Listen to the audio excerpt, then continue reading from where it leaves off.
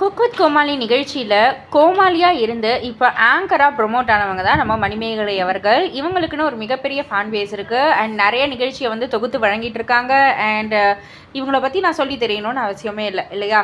இப்போது சோஷியல் மீடியாவில் இவங்களுடைய சொத்து மதிப்பு இவ்வளவு அப்படின்ற மாதிரியான ஒரு செய்தி தாங்க வந்து பரவிக்கிட்டு இருக்குது. இது எந்த அளவுக்கு உண்மைன்னு தெரியல. பட் ஆனால் வந்து அதில் எப்படி சொல்கிறாங்க அப்படின்னு வந்து கேட்டிங்கன்னா, இவங்க வந்து ஒரு யூடியூபர்.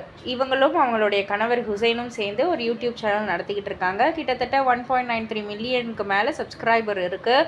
ஸோ எல்லாமே தெரிஞ்ச விஷயந்தான். அந்த யூடியூப்பில் மட்டுமே அவங்களுக்கு ஒவ்வொரு வீடியோவும் வந்து எந்த அளவுக்கு வியூஸ் போகுது அப்படின்ற மாதிரிலாம் வந்து கணக்கு பண்ணியிருக்காங்க. ஸோ அதில் வந்துட்டு கணக்கு படி ஒரு மாதத்துக்கு வந்து ஒரு தோராயமாக சொல்கிறாங்க 1.25 கோடியிலேருந்து 7 கோடி கிட்ட வரைக்கும் அவங்க வந்து ஏர்ன் பண்ணுறாங்க அப்படின்ட்டு வந்து சொல்லிட்டு தான் இருக்காங்க.